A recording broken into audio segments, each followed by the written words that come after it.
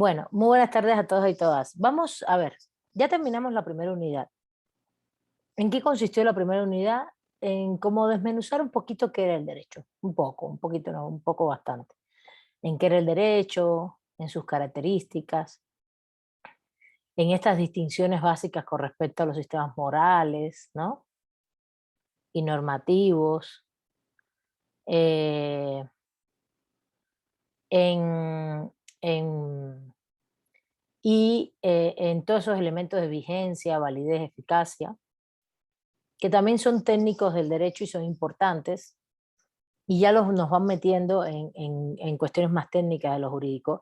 Y finalmente vimos un aspecto muy importante de la perspectiva crítica del derecho, que es la noción de pluralismo jurídico, ¿no? ¿Y qué implica esto? Yo no sé si les quedan dudas, y esto sí me importaba y me preocupaba, acerca de las lecturas que hicimos de pluralismo jurídico, de las 3 lecturas que se hicieron, donde la clase pasada yo hice el miércoles pasado lo que hice fue una condensación de hilvanación de las 3 clases, de las 3 lecturas. Las clases no son para repetir las lecturas a pie juntillas, sino para dar los elementos fundamentales en los cuales a nosotros, a los profesores y profesoras, en un proceso de enseñanza-aprendizaje, nos interesa que ustedes entiendan, comprendan, sobre todo comprendan. Y bueno, ustedes también tienen la libertad de escoger o no estos criterios. Yo se los he dicho, es como, creo que a Juan se lo mencioné en algún momento, cuando decía, me parece que esto no es válido, que esto no. Él usó otras palabras, pero vamos a decirlo así. El pluralismo jurídico es un hecho que se ha conceptualizado, pero son hechos sociales, ¿sí? Son circunstancias sociales que ahí están. Y se ha estudiado mucho y se ha conceptualizado bastante sobre el tema. Conceptualizado es llevarlo a la teoría, ¿no? A los conceptos. E incluso más allá de toda esta noción del concepto de pluralismo jurídico, ya se trabaja mucho las relaciones de interlegalidad, que es lo que más se trabaja hoy, ¿no? Cómo se relacionan esos sistemas jurídicos, qué es lo que va ocurriendo.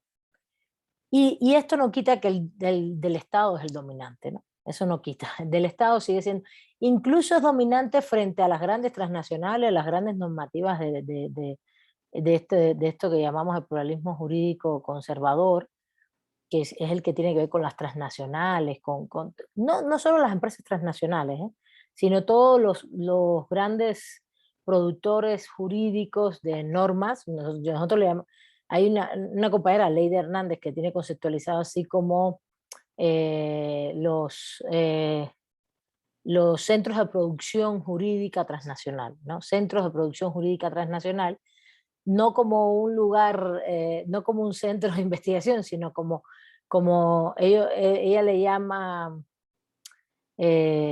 a ver si ahorita encuentro el término, porque ese término lo acuñó ella y está conceptualizado por ella, que no es otra cosa que los centros de producción jurídica transnacional vinculados al conservadurismo del capital. El capital es conservador porque no es que el capitalismo per se no haya traído desarrollo. Pensemos en estos 500 años todo lo que ha sucedido, y eso es importantísimo, y ha sucedido justamente porque porque eh, el capitalismo le interesa desarrollar la tecnología bajo la lógica de lo que ellos dicen que es progreso para la humanidad, etcétera, etcétera, ese desarrollo de esa tecnología la usan junto con la fuerza laboral y la materia prima, que son las dos grandes formas de explotación, ¿no? Explotan a la fuerza laboral y explotan la materia prima, la extraen en este caso, y mediante la tecnología transforman la realidad. Y justamente, si bien ha traído eso, pero es que su esencia de funcionamiento ha traído todo ese progreso, su esencia de funcionamiento está basada en la explotación. Y esa explotación, bien como extracción de materia prima, bien de fuerza laboral, implica sí todo este desarrollo, pero también unas formas de vida en la cual hay mucha desigualdad o desigualdad abismal. Abismal quiere decir, unos están en un polo y otros en otro, pero de manera abismal. No es ni que tenemos intersecciones, ni que tenemos interrelación, no, es un nivel de explotación en la cual hay gente que está en unos niveles de pobreza extrema, pobreza abundante, abundante pobreza, que es un oxímoron, la verdad. Es, sí, es porque la pobreza sería la carencia de, y entonces es mucha pobreza en el sentido de la carencia de tus necesidades cubiertas. Y justamente lo que, lo que ha ocurrido en estos 500 años es todos estos niveles de explotación y justo esas estructuras, la autora le llama estructuras jurídicas del despojo, así les llama, estructuras jurídicas del despojo. Y esas estructuras jurídicas del despojo emanan de los centros de producción jurídico transnacionales que tienen que ver con el despojo de los recursos naturales. A ver si yo el próximo curso de les pongo un texto de Aleida, pero bueno, es que ya se vuelven 4 textos de un solo tema. Pero ella tiene un libro completo de eso, es una gran compañera, amiga, y está muy, muy bien articulado en función de que son articulaciones legales que nos parecen que están muy lejos de nosotros, pero que están incidiendo constantemente en la vida cotidiana, en cuestiones internas del país, de los países donde vivimos, incluso localmente, porque depende del tipo de Estado que se tenga, si es un Estado más, más interventor, más controlador de los recursos naturales, o es un Estado que privatiza, que vende los recursos naturales, que propicia el despojo de las tierras y de los recursos naturales del país. Entonces, depende del tipo de Estado, se propician, en este caso, incidencias de esas estructuras jurídicas del despojo y de esos centros de producción de ese derecho, que son el Fondo Monetario Internacional, el Banco Mundial, sobre todo esos dos, el Banco Interamericano de Desarrollo, todas las entidades financieras internacionales, donde los estados son parte, pero también son parte fundamental a partir de una articulación del capitalismo, del capital y de los grandes actores económicos. No son parte per se y los estados, no es como la ONU. La ONU, los estados, hubo un consenso, la fueron creando y han ido generando articulaciones, la Organización de Naciones Unidas, de entidades y de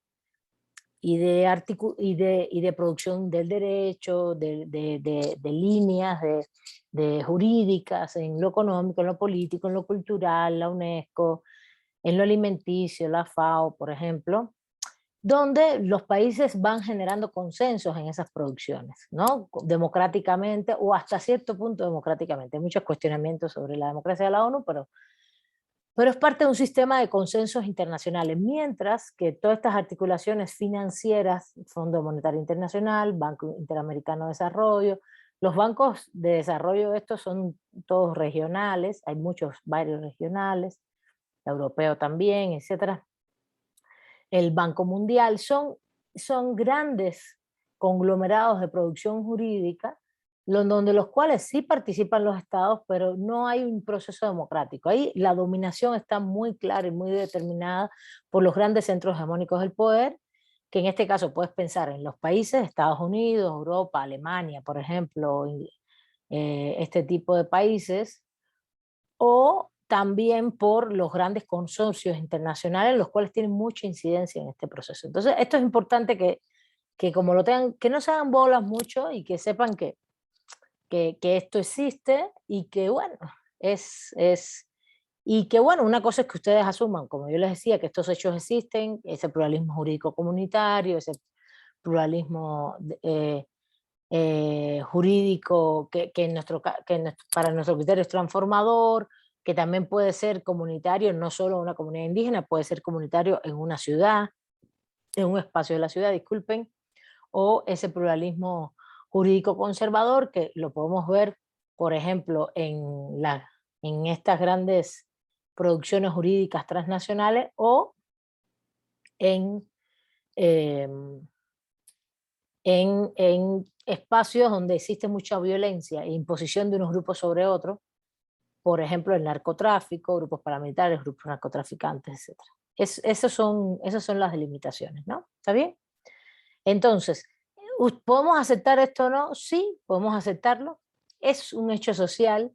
Son normas jurídicas, todas, en mi criterio, sí. Son normas jurídicas generales, abstractas. Acuérdense que el derecho es general y es abstracto. Abstracto es que es para todos y todas en un espacio de territorio. Y justamente no es particularizado. El derecho no dice Ignacio Alarcón tiene que hacer tal cosa. Arisbet Mesa tiene que hacer tal cosa. Juan Navarrete tiene que hacer tal cosa. No, el derecho no dice eso. El derecho es general, ¿no? Y tiene un nivel alto de abstracción. Es decir, el que mate a otro, eso es abstracción, abstracto. No ubica a nadie, el que lo haga de manera general. Y esto aplica en todos esos sistemas jurídicos, ¿no? No es que es... El problema es que el derecho tiene un carácter territorial siempre, territorial, espacial, ¿no? Espacial. Y en ese sentido, en ese espacio, es decir, sea un país, sea a nivel global comercial, sea un reclusorio, sea un pueblo donde hay el dominio de un grupo de narcotráfico, por ejemplo, o un narcoestado, sea, o sea una comunidad indígena, o sea una comunidad con ciertas determinaciones autónomas en una ciudad, como el caso del presupuesto este participativo de Brasil que les comenté, que también existió ahí pluralismo jurídico, etcétera, sea de una manera u otra, hay una serie de reglas que están impuestas, que son impositivas, que implican un deber ser, ¿se acuerdan todas esas características que vimos? Que implican coacción, es decir, hay que cumplirlas, obligación, y si no se cumplen, a partir de esa coacción, puede haber, hay un requerimiento de una autoridad donde puede haber una sanción, ¿no? Esa es la famosa coacción. La coacción no solamente es que puede haber violencia física, potencialmente, sino que si se incumple la norma, se puede ejercer por una autoridad. Y las autoridades, y al final, cuando hablamos de autoridades, claro, puede ser la autoridad estatal, pero también puede ser la autoridad asamblearia de la comunidad indígena, ¿no? Por ejemplo. O las autoridades del Banco Mundial, del Fondo Monetario Internacional, que son también autoridades y grandes, eh, y tienen toda su estructura orgánica donde se toman las decisiones y tienen autoridades para tomar estas, con sus estructuras, funciones, etcétera. Bueno, entonces, para mí sí, sí es derecho, sí es impuesto. La única diferencia es que justamente los derechos estatales, los derechos de las comunidades indígenas, en su mayoría tienen una conformación histórica y legítima, o de una comunidad urbana o semiurbana, que haya un proceso comunitario de consensos acerca de estas normas, es legítima. Y justo los que abarcan el pluralismo jurídico conservador no son legítimos. No son legítimos, no ha habido consenso, sino parten de una imposición total. Esas son las grandes diferencias, todo lo que hemos visto. Entonces, ahora vamos a pasar, no sé si alguien tiene alguna duda para yo pasar, vamos a pasar ya a la unidad 2, a ver, como la segunda parte del curso más bien, no es una unidad 2, es una segunda parte del curso que va a estar dividida en unidades concretas, que sí ya vamos a leer unidades concretas, no va a ser así capítulos, pedazos de capítulos y después otros y así, sino esta segunda parte del curso ya van a ser unidades concretas, vamos a leer de Álvarez Ledesma. Bueno, ahorita les digo que vamos a leer. ¿Alguna duda? ¿Quieren comentar algo de lo anterior? Eso del derecho natural lo había leído en alguna parte de las lecturas, pero ya no me acuerdo qué era. ¿Qué quieres saber tú del derecho natural? ¿Cómo lo puedo definir si alguien me pregunta? Pero yo no he dado eso, por lo menos acá realmente no lo vamos a ver, ni lo vamos a dialogar. Esas son posiciones teóricas del derecho, que son diferentes. De eso podemos hablar, si nos da tiempo en el curso, en la última unidad, las últimas sobre los saberes del derecho. Cómo se entiende el derecho como conocimiento, ¿no? Y cómo se ha construido el derecho como conocimiento teórico en la historia de la humanidad. Y esa es una de las posiciones. Una de las posiciones es que el derecho es natural. ¿Qué quiere decir? Que está en la naturaleza de las cosas, en la naturaleza de la vida, en la naturaleza del mundo y en la naturaleza de los seres humanos.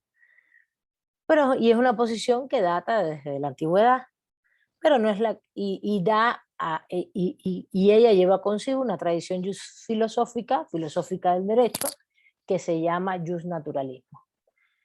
Si ustedes tuvieran 2 clases de teoría del derecho, como es lo que debería venir después de esta clase, que esta clase es una introducción al estudio del derecho, después deberían venir esas clases, por lo menos una teoría del derecho, ahí es donde se estudian esas posiciones de cómo se ha concebido el derecho como conocimiento, ¿no? Cómo se ha estudiado, que es filosóficamente y teóricamente. ¿Se entiende? Ese es el justnaturalismo. También hay otras posiciones, que es el justpositivismo, los jusrealismos, los jusmarxismos, hay muchas posiciones. Y el pensamiento jurídico crítico también es una posición teórica, que le disputa la noción de lo jurídico al pensamiento positivista jurídico. A ver si vemos, pero para eso es diferente, es otra forma, es otra unidad, sería otro momento de diálogo en la clase. ¿Está bien, Ignacio? ¿Se entiende? Bueno. Entonces, ¿alguna duda hasta aquí de lo que hemos visto?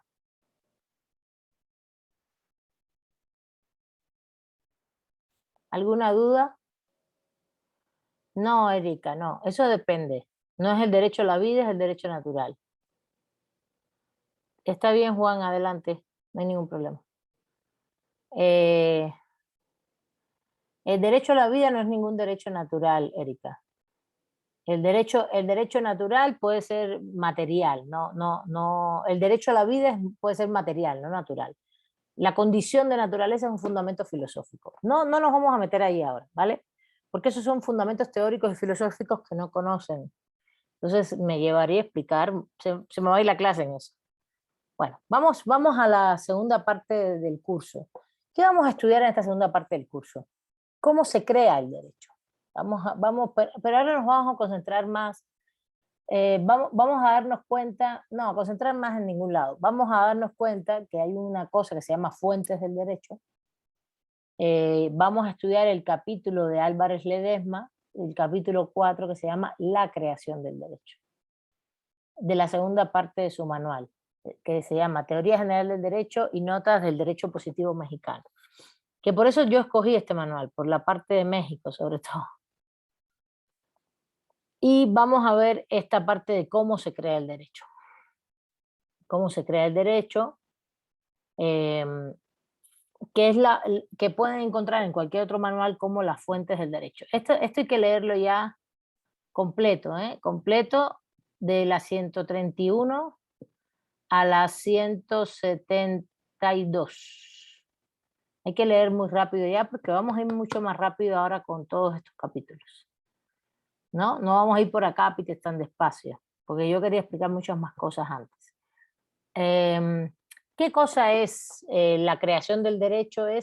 No es solamente porque se cree por los órganos legislativos. Nos vamos a dar cuenta que cuando abordemos este acápite, nos vamos a dar cuenta que estamos sobre un concepto que es denominado históricamente las fuentes del derecho. ¿Y qué son las fuentes del derecho? Justamente es desde dónde emana el derecho, desde dónde surge, desde dónde emana, y vamos a darnos cuenta que hay muchas fuentes del derecho que, bueno, tienen diferentes clasificaciones, como las fuentes formales, las fuentes materiales, las fuentes históricas, por ejemplo, que en este caso el autor lo trata como la doctrina tradicional, busca la doctrina tradicional de las fuentes del derecho entre las fuentes formales vinculadas a la legislación, la costumbre, los tratados internacionales, las normas jurídicas individuales, y las fuentes formales, estas son las directas, las indirectas, que serían la jurisprudencia, los principios generales de derecho y la doctrina. Pero a mí me interesa mucho que entendamos que evidentemente las fuentes del derecho es un elemento fundamental para entender, bueno, de dónde viene el derecho, ¿no? ¿De dónde viene? No es que venga de la Cámara de Diputados, no. Es un proceso mucho más complejo. ¿Está bien? Después vamos a ver las fuentes formales en el derecho mexicano, específicamente, qué es lo que se plantea, y Y después vamos a ver un capítulo que en este caso está en el texto de Atienza, que se llama Los fines del derecho. Ese es otro punto que me interesa mucho que veamos. Disculpen, sí, los fines y las funciones del derecho. Las funciones del derecho. Porque pensamos siempre en el derecho como como una lógica de que ahí está, de que ahí está y funciona de una manera como tal, pero no, tenemos que entender que el derecho tiene una serie de fines, funciones importantes. Y por último, por ejemplo, Ignacio, si quieres saber sobre temas,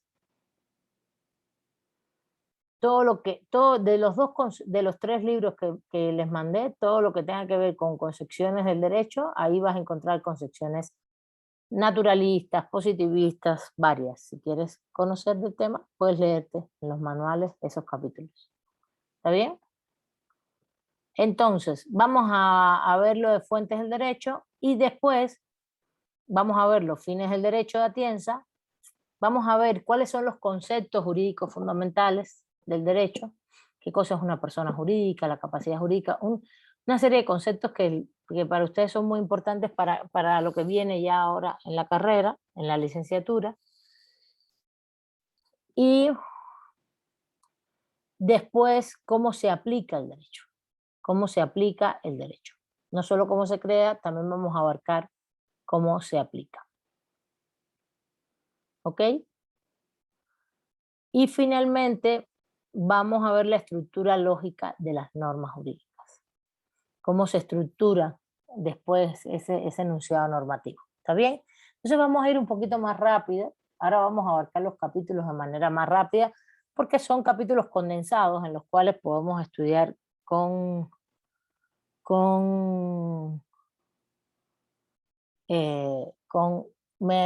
de estudiar con exhaustividad lo que el derecho es y así vayan mejor preparados para el próximo semestre. ¿Vale? Bueno, vamos allá.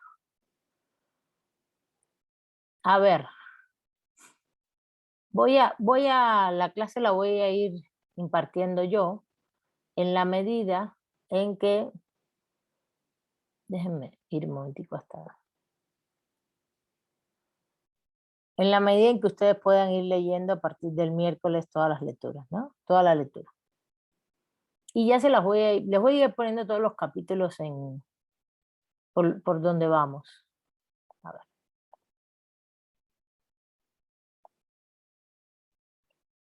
Espérense un momento. Es que no. Tengo que llegar a... Aquí está. Ya me pasé. Aquí está. Ya está. Es que quiero un poco seguir la línea del autor para que no. A ver, ¿qué quiere decir que el derecho se crea? Siempre estamos pensando, si el derecho se crea, está vinculado ¿a qué? A justamente el órgano parlamentario, legislativo. Pero históricamente eso nunca fue así. El derecho siempre, como ordena la conducta humana, recuerden que ordena la conducta humana, regula las conductas humanas a partir de convencionalismos sociales, de las propias normativas sociales y morales que se han ido instituyendo, y prescriben estas conductas. Hay un acto de prescripción. Prescripción es el deber ser, ¿no? Cómo deben ser estas conductas. Por eso te prohíbe, te obliga a cosas, ¿no? Obliga, prohíbe, faculta y permite. Se recuerdan que eso lo comentamos en algunas clases. Condenan determinadas conductas, condenan determinadas conductas. Eso quiere decir prohíben, facultan, en este caso facultan a las instituciones, aunque también nos dan determinadas, por ejemplo, facultades en materia civil a nosotros, como por ejemplo comprar, vender cosas, ¿no? Ser actores comerciales, ser actores empresariales, ¿no? Eso está organizado, no es que nosotros queremos hacer cualquier cosa y lo hacemos de la manera que queremos, no. Hay un proceso de organización de ese comercio, de ese proceso mercantil, de intercambio de cosas, ¿no? Entonces, En ese sentido, y también nos obliga, ¿no? Porque tenemos deberes, como tenemos derechos, tenemos deberes. Todos los seres humanos, en la medida en que tenemos derechos, siempre tenemos deberes. Los derechos siempre están asociados a deberes. En ese sentido, uno dice, bueno, entonces, todo este sistema jurídico legitimado por una autoridad, por determinados consensos históricos, ¿cómo se crea? ¿De dónde nace? ¿De dónde viene? Y esto es muy importante porque eh, a mí lo primero que ustedes van a pensar es en el órgano legislativo, pero justamente no es lo primero. Cuando uno habla de las fuentes del derecho, que es el concepto fundamental, no siempre piensa uno, no tiene por qué siempre pensar en el órgano legislativo, eso es lo que tienes más cerca. Pero los procesos de creación siempre tienen un carácter histórico. ¿Se acuerdan que hablamos de que el derecho tiene naturaleza social y naturaleza histórica? Pues tienen un carácter histórico. Los diferentes procesos de creación del derecho en el mundo, en la humanidad, en la historia de la humanidad, han sido siempre diferentes. Y justo esto de tener un órgano legislativo hoy, en, en- justamente en nuestros países, en casi todos los países del mundo, es un momento histórico específicamente que tiene que ver con la modernidad madura, es decir, sobre todo del siglo XVIII, XIX hacia acá, ¿no? No antes, no antes. Antes, justamente, el mundo se movía por un proceso de creación del derecho que estaba vinculado a los usos y costumbres. Entonces, ahí ya vamos delineando unas fuentes del derecho que son diferentes. La costumbre es una de las fuentes fundamentales del derecho, es muy importante la costumbre. A ver, voy a abrir el pizarrón para que lo vean viendo.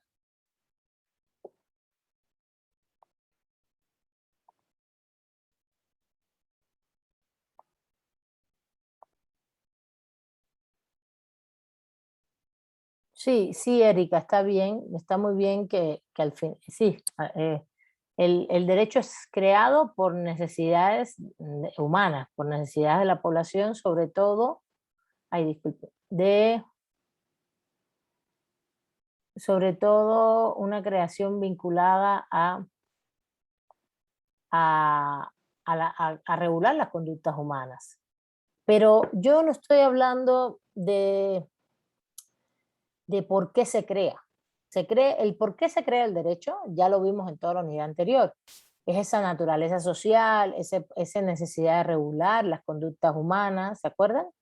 De establecer parámetros de cómo debemos regirnos socialmente en convivencia para vivir armónicamente.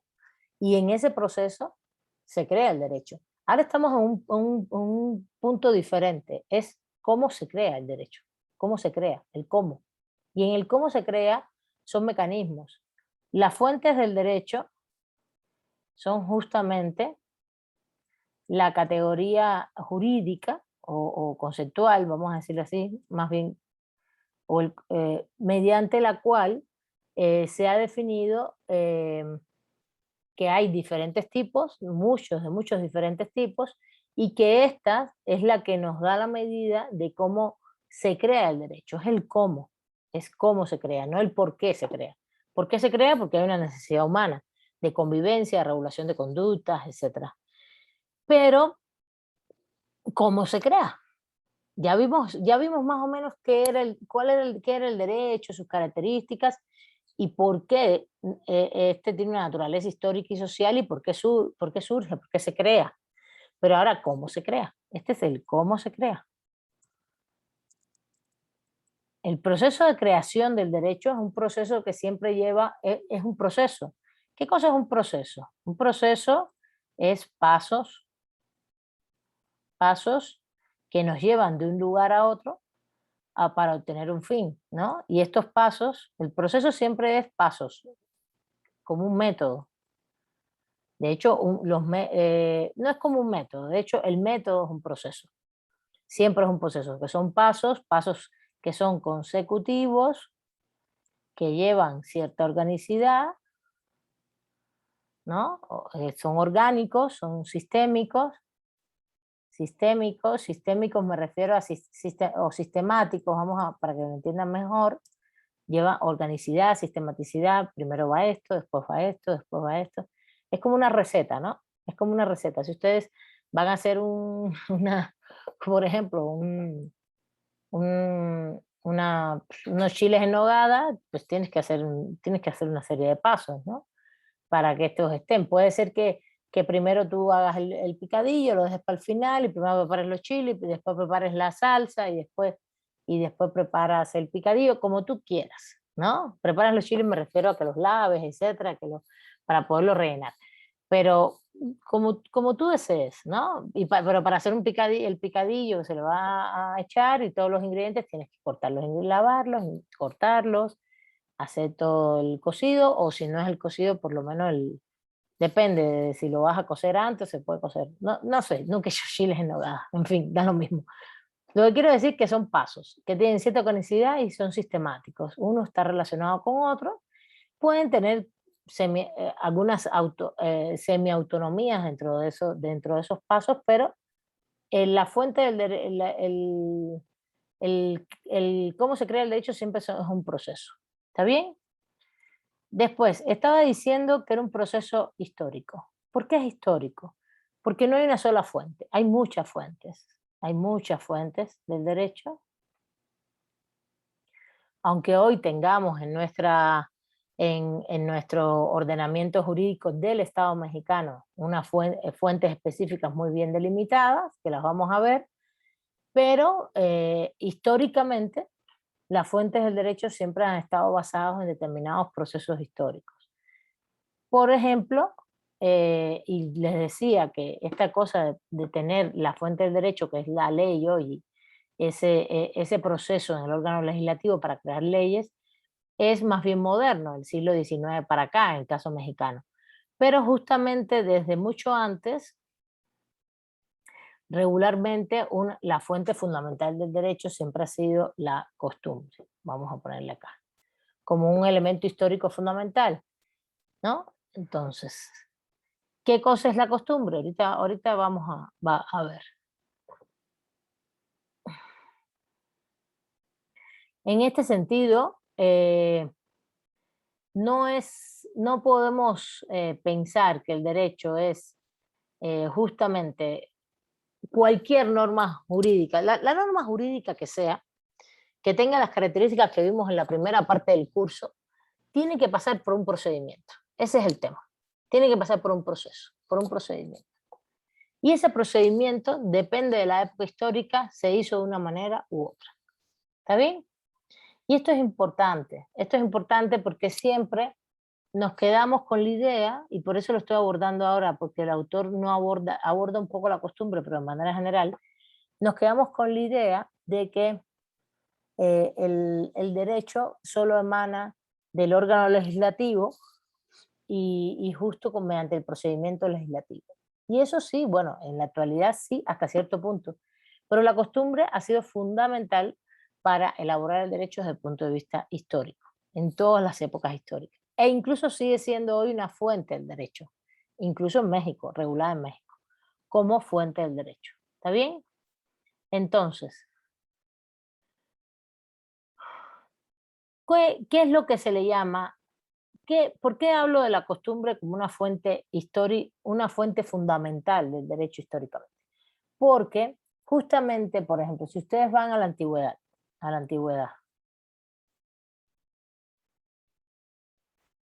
eso que quería saber hoy Israel sobre los derechos naturales, o si te vas al medioevo europeo,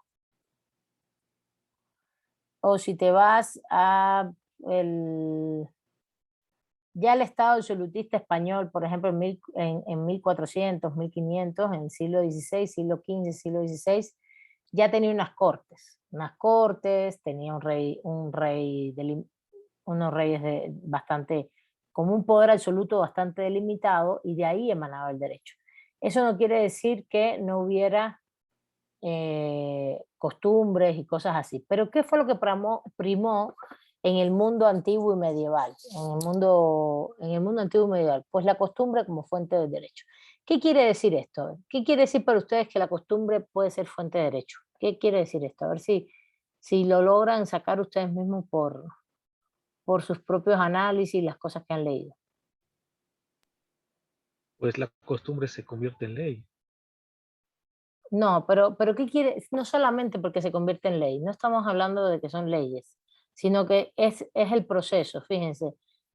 A ver, Juan, es un proceso. Y entonces la costumbre para mí es una de las fuentes fundamentales. A ver, Sí, maestra, yo considero, bueno, la costumbre como acto repetitivo, exacto. como a través del tiempo como un acto repetitivo, Ujú. se va haciendo una necesidad y se va haciendo una obligación.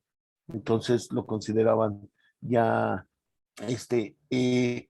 como ley, lo consideraban que era necesario hacer ese tipo de acción para que surtiera efecto otra cosa, ¿no? A ver, vamos a ver, fíjense. El proceso de creación del derecho pasa, como estamos hablando de las fuentes del derecho, vamos incluso a poner primero cómo se crea el derecho. Vamos a hacer la pregunta, ¿cómo se crea el derecho? Está bien lo que fueron comentando los compañeros, más o menos, pero igual no, está muy bien. Es un proceso, ¿no? Es un proceso, vamos a poner las fuentes acá abajo, porque ya la costumbre es un tipo de fuente, ¿no? Tipos de fuente. Es un proceso que necesita, que es histórico, en mi criterio siempre ha habido un proceso histórico de pasos consecutivos con cierta necesidad sistemáticos, es histórico en el cual él ha ido cambiando históricamente cuáles son las fuentes de los procesos de creación en un momento, cómo se hace en otro, cómo se hace en otro, pero lo que es un hecho es que ese proceso implica que la norma jurídica, en abstracto, así en general, cualquier tipo de norma jurídica, cualquier tipo de norma jurídica, se valide. Y estamos de nuevo en el concepto de validez que vimos en la primera unidad. Se valide y se incorpore validación, la norma jurídica se valida, validación se llama, e incorporación al sistema jurídico dado. Se valide primero, se le otorga validez mediante ese proceso y se incorpore a un sistema jurídico dado. ¿Vale? ¿Se entiende? Ese es el proceso de creación del derecho. Es un proceso que implica, evidentemente, la primera parte es el proceso. Algunos autores esa parte del proceso le llaman formalización. Les voy a explicar porque a mí no me gusta usar esta palabra, pero vamos a ponerla, porque así lo trata el autor. Formalización. ¿Qué cosa quiere decir formalización? Que es la forma, la estructura, como proceso que se hace para validar e incorporar al sistema jurídico. Justamente eso. Por eso se le llama proceso de formalización. ¿Está bien? Las normas jurídicas deben pasar por un proceso de creación de ellas mismas como normas, se convierten en jurídicas porque son marcadas, validadas, por tanto, y se garantizan mediante la coacción, por eso se convierte, y porque pasan por ese proceso en el cual ya está un poco establecido en el grupo social y se incorporan al sistema jurídico. Porque el derecho justamente lo que hace es establecer que hay un proceso que tiene que ser de alguna manera, eso le da la validez y esa manera está establecido en el propio derecho, depende del momento histórico y después se incorpora al sistema jurídico como lo tiene establecido el sistema jurídico. Véanlo de manera abstracta, no lo vean todavía pensando en la actualidad, en la modernidad. Voy a poner un ejemplo de la antigüedad, por ejemplo. A ver, Juan, te doy la palabra. Maestra, dejé la mano levantada. Ah, ya, disculpa. Es que, ¿sabes qué? Baja la mano porque me sale un anuncio aquí. Por ejemplo, eh, en la antigüedad, en el mundo de la Grecia antigua, de la Roma antigua, de la Roma republicana, ¿no? Para ellos era muy claro que el derecho, por ejemplo, que había un derecho que se creaba por usos y costumbres, ¿no? Incluso ese derecho creado por usos y costumbres estaba dado por las comunidades iban tomando sus decisiones de cómo ellos se iban comportando. Por ejemplo, respecto a la moral, respecto a los dioses, por ejemplo, respecto a la convivencia familiar, respecto a los bienes, ¿no? Las propiedades, que ya tenían propiedades, tenían esclavos, etcétera. Y el primer punto donde ellos crean que es muy importante son los usos y costumbres. El segundo punto que para ellos es muy importante, cómo se crea el derecho, es porque el derecho ya está dado, más que crearlo, ya está dado por origen de los dioses, divino, ¿no? Por origen divino. Entonces, regularmente, por ejemplo, ahí Ignacio está en la naturaleza de las cosas, ¿no? Los dioses, para los romanos, los dioses, ahí hay una visión mística del derecho, donde los dioses evidentemente habían generado una serie de, de pautas, vamos a decir, de cómo se debe comportar los seres humanos en la naturaleza, etcétera, etcétera, lo cual de ahí emanaban leyes, ¿no? Y ahí hay una vinculación entre lo natural y lo místico, lo religioso. Lo otro eran usos y costumbres comunitarios que muchas veces estaban vinculados también a temas religiosos y sociales y morales, ¿no? En la antigüedad eso estaba muy vinculado, pero usos y costumbres, por ejemplo, el uso y costumbre, les voy a poner un ejemplo, cuando en Roma iban a llevar a cabo un proceso, por ejemplo, de invasión o algo a alguna comunidad, ellos podían hacer muchísimos debates y diálogos en el Senado acerca de la factibilidad, de si tenían elementos económicos para, por ejemplo, si tenían ejércitos, si tenían caballos, si tenían suficientes provisiones para llevar a cabo una invasión. Si tenían dinero, ellos tenían moneda y que acuñaban si tenían el dinero suficiente, los recursos económicos para llevarlo a cabo. Pero también eso no quitaba que consultaran místicamente a los dioses a ver cómo estaban las condiciones para llevar a cabo esto. ¿Qué decían los dioses? Acuérdense que eran politeístas. ¿Qué decían los dioses acerca de si era posible o no esta invasión? ¿Qué se veía? Que eran regularmente con ritos, por ejemplo, de tirar palomas al cielo y ver el vuelo que agarraban, de encender fuegos y ver cómo se expresaba este fuego. Esos eran ritos que tenían. Y esos ritos para ellos también eran como fuentes para tomar decisiones en lo jurídico. ¿Sí se entiende? ¿Entiendes? ¿Qué estás viendo ahí? Pues estás viendo unos usos y costumbres muy interesantes vinculados a lo religioso, a lo moral, para tomar decisiones políticas que tienen trascendencia jurídica. ¿Sí lo ven? ¿Sí? ¿Sí se entiende? ¿Sí o no? Por ejemplo, no solamente era una decisión racional tomada por el Senado. Además de ser una decisión racional tomada por el Senado, había este punto. No sé si van conmigo. Estoy poniendo ejemplos.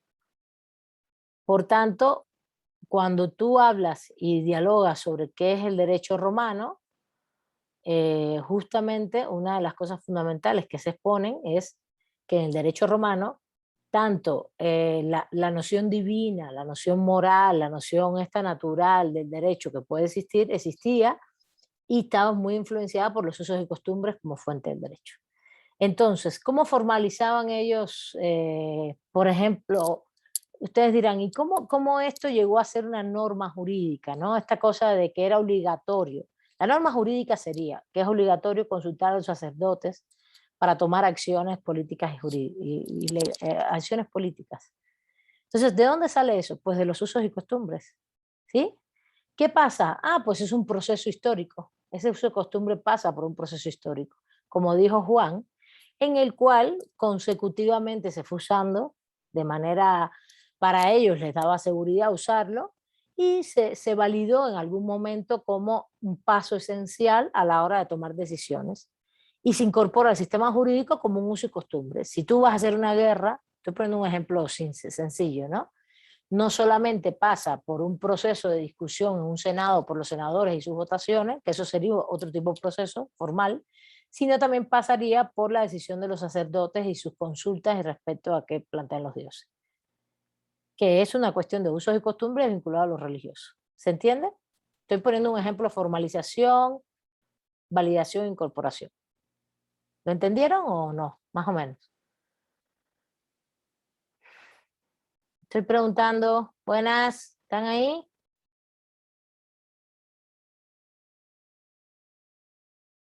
Hola.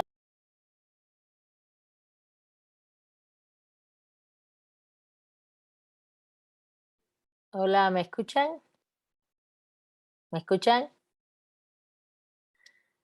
¿Escucharon lo último que les dije? Es que se cayó de nuevo el Zoom. Positivo. Se cayó de nuevo el Zoom. No, Profesora, se trabó. No se escuchó. Repítalo de forma. ¿Dónde se quedó? ¿Hasta dónde escucharon? en los Ma- usos y costumbres Así es. de los romanos. Eso. Ahí les pregunté si tenían alguna duda hasta con ese ejemplo, así que, porque lo que estoy es relatando una cosa que se llama el proceso de validación, el proceso de formalización. Se borró el pizarrón, se borró. Es el proceso de cómo se crea el derecho.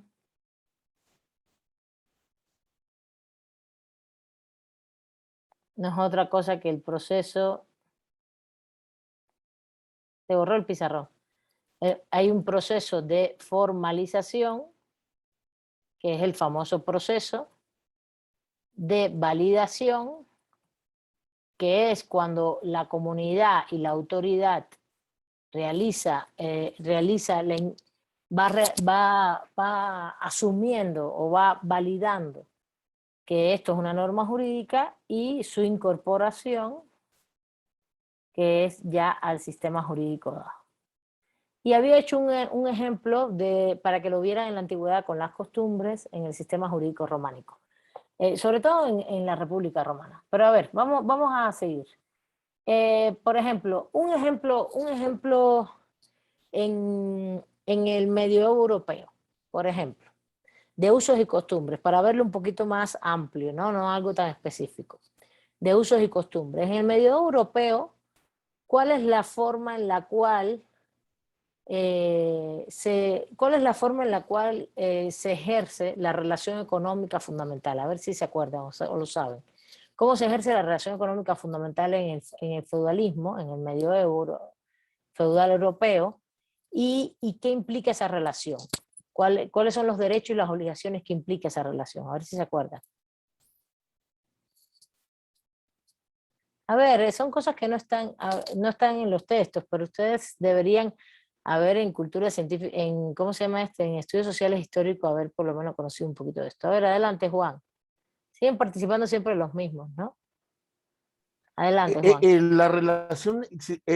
La relación existía en que al rey, al gobernante, tenían que mantenerlo. Al señor feudal lo tenían que mantener la población con una parte de lo que producían, porque las tierras eran del señor feudal.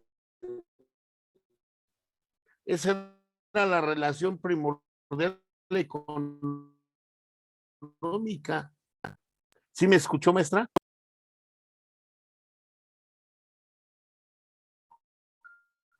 Sí, sí te escuché. A ver, nos dice Ana, es la relación de servidumbre de los siervos y de los vasallos.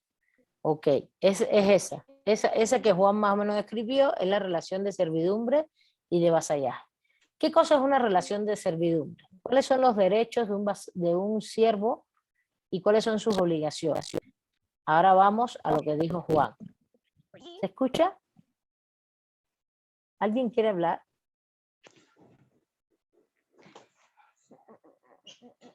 ¿Hay alguien con el micrófono prendido, por favor? Ana, estoy leyendo. Sigo leyendo lo que tú pones. ¿Hay alguien con el micrófono prendido, por favor?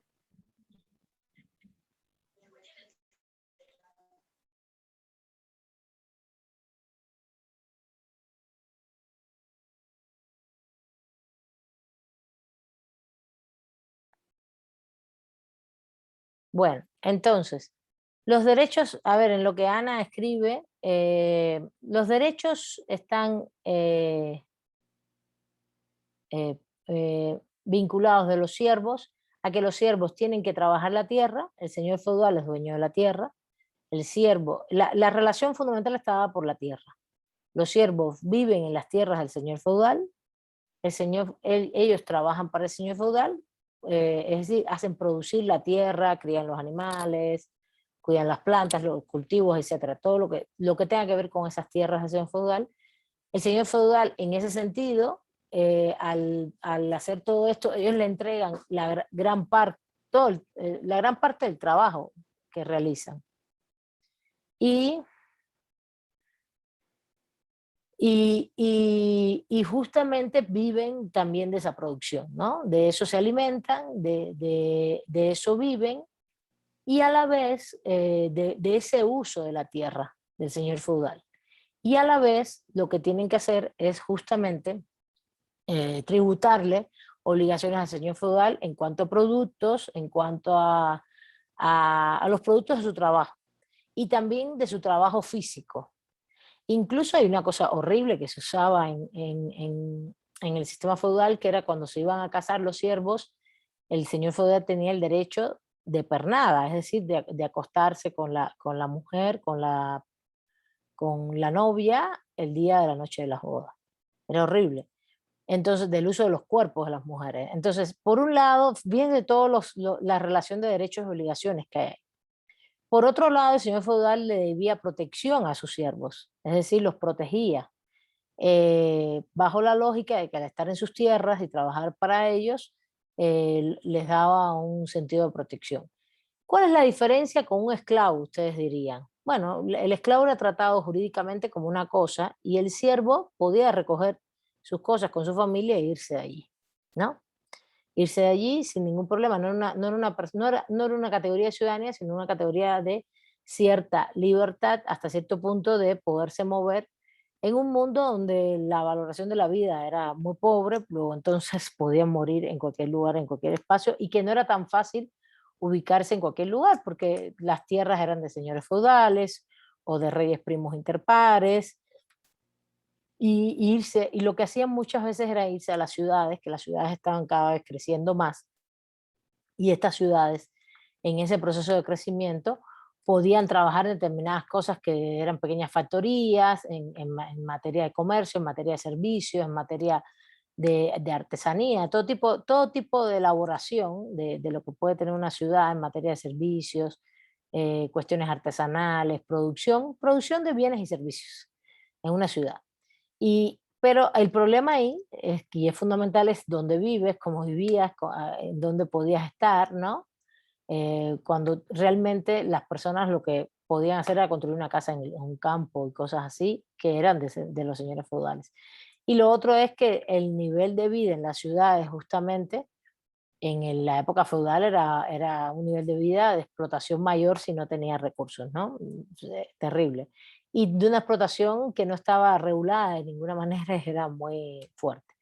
Por ahí hay una serie muy, muy interesante, hay una serie que se llama La Catedral, ahora no me acuerdo si se llama así, La Catedral, que es una serie sobre la construcción de la catedral en Barcelona y un poco el surgimiento de la ciudad. La Catedral del Mar se llama, la Catedral del Mar, así se llama. Es una serie muy, muy interesante, la verdad no sé dónde está, pero es una serie donde les da todos estos elementos que les estoy planteando, ¿no? Toda esta cuestión de la relación de los señores feudales con los siervos, qué podían hacer, qué no podían hacer, cómo había una relación despótica, evidentemente, pero también de cierta protección, y también cómo en un momento determinado, cuando el despotismo era demasiado, las personas tomaban la decisión de irse y justamente se va hacia la ciudad a tratar de encontrar trabajo, y como allí entonces es otro nivel de explotación también vinculado a señoríos feudales, porque viven, a señores feudales pero que viven en la ciudad, o a comerciantes, etcétera. Y esto es interesante porque sí les da la medida y a la vez tiene que ver con el tema místico de la época, etcétera. Bueno, volviendo a este tema, ¿de qué manera se fue formalizando este tipo de derechos y obligaciones como normas jurídicas en el sistema feudal? Pues es un proceso de usos y costumbres. Ahora, ¿quién lo valida? ¿Quién fue quien validó? Eso fue un proceso de usos y costumbres, de tradición histórica, de irlo usando, categorizando por quiénes son las personas. Tú eres siervo. Los vasallos son un tipo de siervo que tienen alguna propiedad, algún pedazo de tierra muy pequeño, algo así, y que más o menos, y que se subordinan a los señores feudales. Y realmente, por ejemplo, el derecho de pernada es sobre los siervos, no sobre los vasallos. Los vasallos son parte de los ejércitos de los señores feudales, que son ejércitos de caballeros internos en cada señorío feudal, etcétera. Tienen otras prerrogativas. Ahora, ¿cómo se fueron generando esos derechos y esas obligaciones? A ver, todo esto que estamos hablando son normas jurídicas. ¿Cómo se fueron generando? Por un proceso de tradicional, ¿no? De costumbres, de usos y costumbres. Pero ¿quién los validó? Porque la validación acá, como proceso, tiene mucho que ver con una autoridad. La validación tiene que ver con la autoridad. Por ejemplo, ¿quién valida este tipo de normas jurídicas y de esta manera? ¿Quién lo valida? El que tiene el poder económico, maestra, el señor feudal. Sí, pero fíjate, es un poquito más amplio que esto. Míralo en todo el medio europeo. Las normas Bueno, son... A ver, dime. sí, bueno, maestra, es que, bueno, de lo que a mí me han enseñado es que también está por ahí, por ejemplo, ahí las cuestiones religiosas. También está el Papa, están los señores feudales, que como las cabezas principales de avalar cualquier tipo de situación y hacer la costumbre, o sea, incorporarla, darle validez e incorporarla y hacerla una norma jurídica. Era el señor feudal, era el papado, los cardenales y después también las cuestiones militares, ¿no? O sea, viene una jerarquía ahí que se viene trayendo y arrastrando todavía hasta la actualidad. Muy bien, a ver, muy bien. A ver, Gabriel, adelante. Creo que también tiene que ver con que se ha validado esos hechos o actos por los mismos miembros de esa determinada sociedad, ¿no, maestra? Creo. Exactamente, por los actores de la sociedad, pero es muy importante lo que dice también Juan, que son los actores dominantes, vamos a decirlo así, ¿no? Por los actores de la sociedad. Fíjense, estoy de acuerdo, hay una relación doble ahí. Hay una relación doble que viene dada por el actor dominante. ¿Quién es el actor dominante del medioevo? Pues justamente las iglesias. Todo el sistema eclesiástico, vamos a decirlo así, todo el sistema eclesiástico. Desde el papado hasta el último sacerdote, ¿no? Y congregaciones, etc. Y también, y justamente es la iglesia la que con un sentido religioso, moral, van ellos validando determinadas normas de usos y costumbres e incluso imponiéndolas, porque las personas son siervas o son vasallas por un problema de linaje aristocrático, de qué familia vienes, y eso es aceptado, y ahí viene el punto de Gabriel, aceptado por el conglomerado social. Eso es aceptado por el conglomerado social. Tú eres siervo, vasallo, como vasallo eres caballero o eres señor feudal, entonces empiezas a tener una jerarquía de cortesana, etcétera, etcétera, producto de tu historia de vida, de tu ascendencia. Y eso es un proceso que duró, que evidentemente eso se vino estableciendo desde finales del Imperio Romano, para que lo sepan. Eso no, incluso no es solamente feudal. A finales del Imperio Romano, en los años 200, a partir de los años 250, cuando la Iglesia, cuando el cristianismo es reconocido como religión oficial del imperio, primero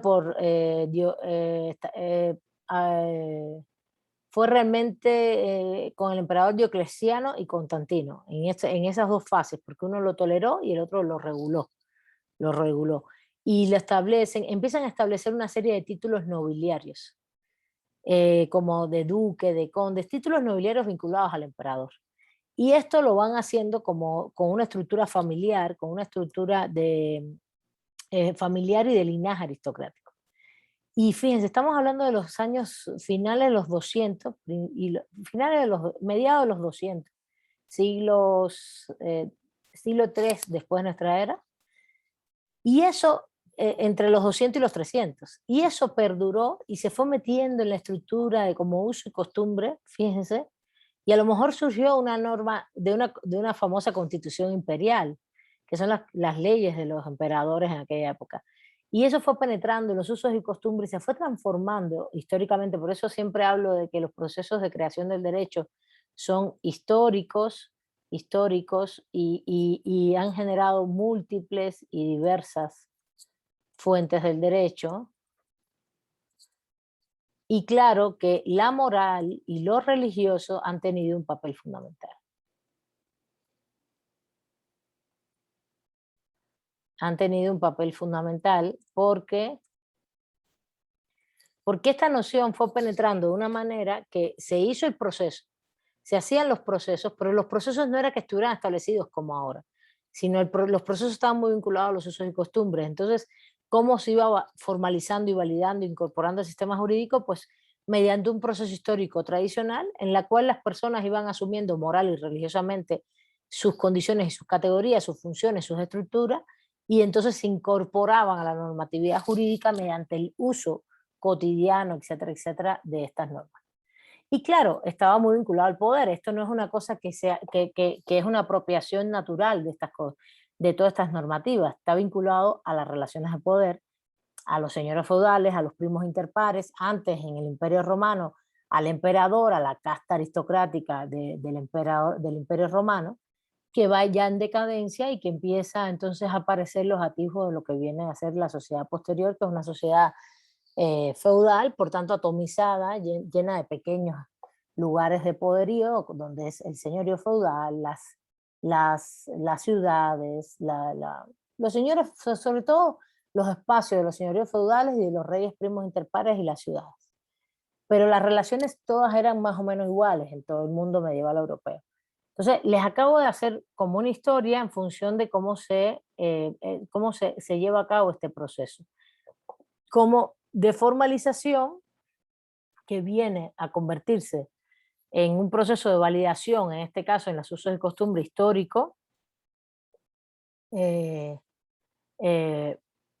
validadas por determinadas autoridades que regularmente tienen poderes económicos y políticos, es decir, ellas son las que te van dando las pautas de esas formas de pensar. Está muy vinculado en materia de usos y costumbres a los temas religiosos y morales, y finalmente se incorpora al sistema jurídico social en la medida en que son aceptadas por todos, ¿no? Son aceptadas por todos, como bien dijo Gabriel. Muy bien, ¿alguna duda con respecto a eso? Estoy poniendo ejemplos de esta primera parte de la lectura que se llama así, que es cómo se crea el derecho, y justamente es ese proceso de formalización, validación e incorporación al sistema jurídico. Ahora voy a poner otro ejemplo actual, para que quede claro en la actualidad, y con eso ya cerramos. ¿Alguna duda hasta ahí? ¿Dudas? No. No más, no. Y la próxima clase ya vamos a ver los tipos de fuentes del derecho. A ver, entonces, en la actualidad, ¿cómo se ve esto? En la actualidad esto se ve de una manera un poco diferente. En la actualidad, nosotros lo que vemos hoy por hoy es justamente que este proceso de formalización, sobre todo a partir del siglo XIX para acá, hay un proceso que está establecido en las normas jurídicas, que se empezó a establecer en las normas jurídicas. No fue tan arbitrario como se pudo haber establecido justamente en el medioevo europeo.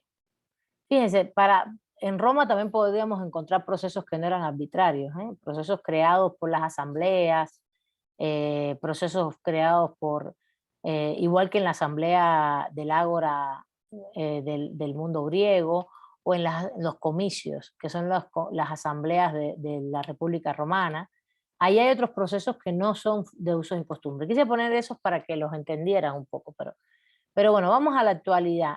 A partir del siglo XIX, estos procesos, justamente porque el despotismo, ya no de los señores feudales, sino ya del Estado absolutista, el Estado absolutista surge en el siglo XVI, el primer Estado absolutista es España, los reinos de Castilla y Aragón, que fueron justo los que vinieron a invadir a América, a lo que ellos denominaron las Indias Occidentales.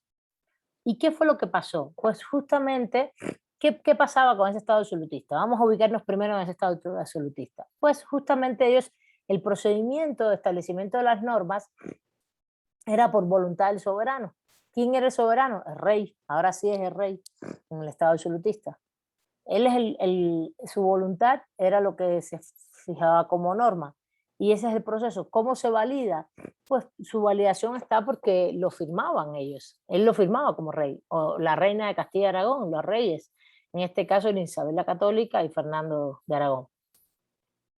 Y ellos firmaban los tratados, ellos lo suscribían.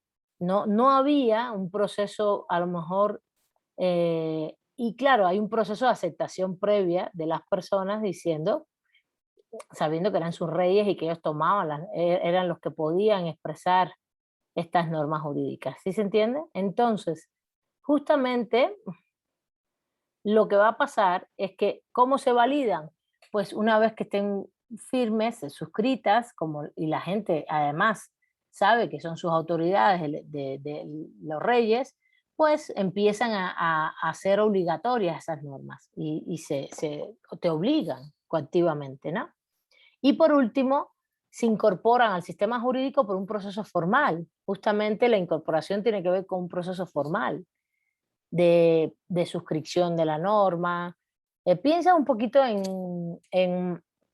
justo en esa época empezaron a surgir muchísimos tratados internacionales que tuvieran que ver con las fronteras, producto de las conquistas, y siempre pasaban por un proceso de, por ejemplo, puede ser que ellos los discutieran en su corte, donde estaban miembros de la iglesia, donde estaban cortesanos, tenían asesores, tenían a lo mejor algunos jefes administrativos designados por ellos mismos, no solo de la corte de ellos, ¿no? Desde el punto de vista fiscal, desde el punto de vista administrativo, presupuesto, economía, cosas económicas, sino también de regiones donde ellos eran los reyes, y ahí tomaban las decisiones, puede ser colectivamente, pero la última decisión siempre la tenían los reyes. Eso es importante que lo entiendan. Entonces, luego entonces las decisiones jurídicas pasaban por un proceso en el cual podía haber alguna estructura,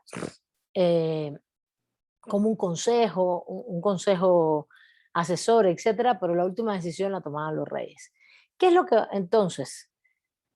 ¿Qué es lo que va a pasar? Pues el proceso está en ese consejo, esa discusión, ese diálogo, y la validación se va a dar porque justamente ellos suscriben el documento, ellos son la autoridad que suscribe el documento y finalmente eso lo hace que se incorpore al orden jurídico, al sistema jurídico que tenga.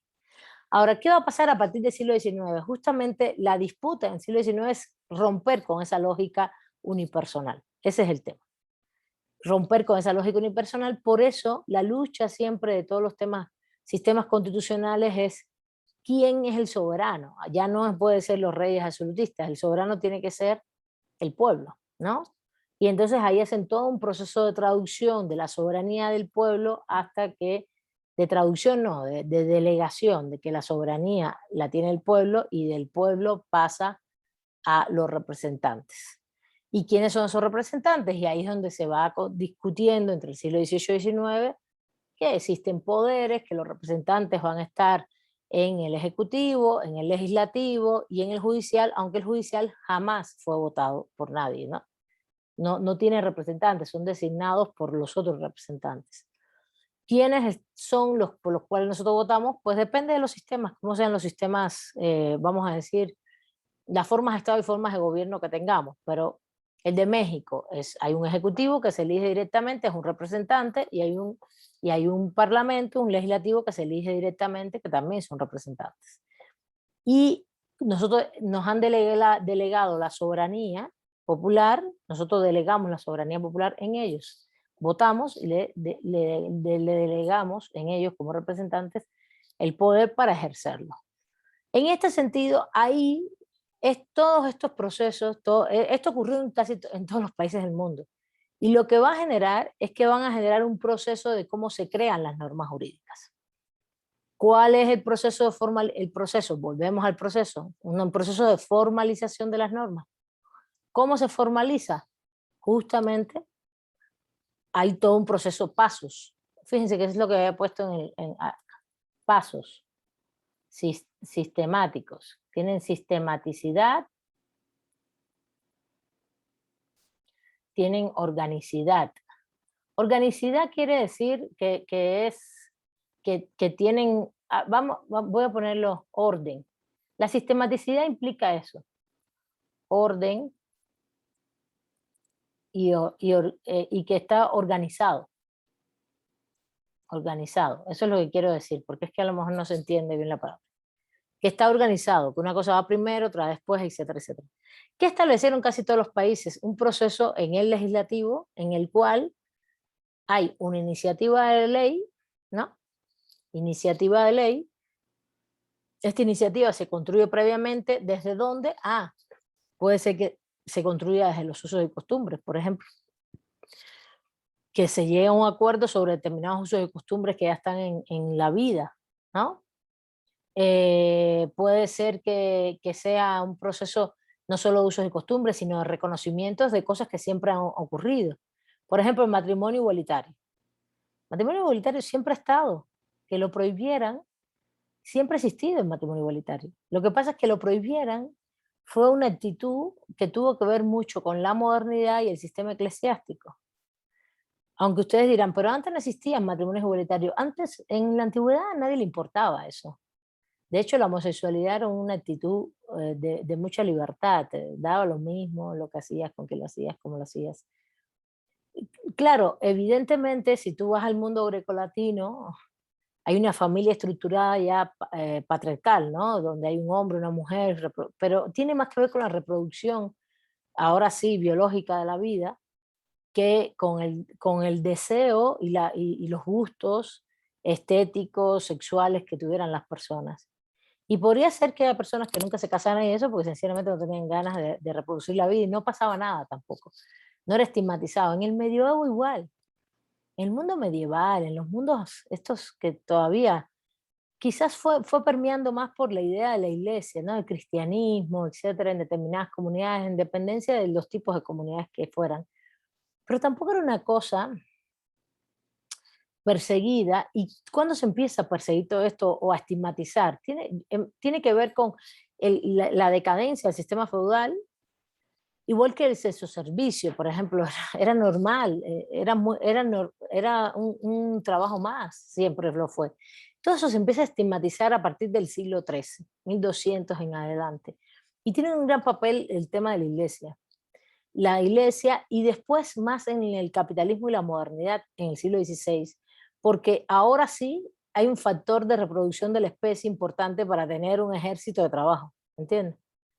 Y ahí es donde entra este factor. Entonces el matrimonio igualitario que no se reconociera, que es verdad que antes tampoco se reconocía, pero tampoco es que se estigmatizara, pero que no se que ahora, hoy por hoy, lo tengamos que discutir con el énfasis que se discute y defenderlo como un derecho, está vinculado a 500 años de percepción de que el matrimonio es entre un hombre y una mujer, por un lado, a la reproducción de la vida biológica, desde el punto de vista del patriarcado, y es realmente hoy por hoy, por ejemplo, cuando yo les digo que hay un proceso en el cual se discute una iniciativa como puede ser esta, donde tú realmente, la iniciativa puede ser de alguien, de un diputado, etcétera, o de movimientos sociales, pero todo es un tema de reconocimiento de cosas que se hacen. ¿Sí se entiende? No es solamente un tema no es un tema de creación. En el derecho no se crean solamente cosas nuevas, sino también se reconocen cosas que existen o se regulan cosas que existen para que haya mejores funcionamientos de convivencia social, etc. Entonces, el proceso de formalización en el mundo moderno hoy tiene que ver con iniciativas que pueden tener muchísimas fuentes de esas iniciativas ante un órgano legislativo que se debate, se discute, se aprueba o no, o se hacen cambios, y si se aprueba, después si pasa por un proceso, en esa aprobación ya está la validación, se vuelve obligatorio, coactivo. Cuando se aprueba, ¿quién lo aprueba? Una autoridad competente y se incorpora al sistema jurídico. ¿Cómo se incorpora en México al sistema jurídico? Mediante el sistema de promulgación de normas, publicidad. Eso lo vamos a ver mejor la clase que viene. ¿Está bien? Pasen lista que ya se acabó la clase. Muchísimas gracias. Gracias, profesora. Buen día. Buenos días. Pónganse a estudiar, ¿eh? Capítulo 4, por favor, del manual de Álvarez Ledesma. Y después el capítulo 5. Capítulo 4 y 5 estamos leyendo, ¿vale? Ok, Vale. maestra, gracias. De nada, cuídense mucho. Hasta luego, maestra, gracias.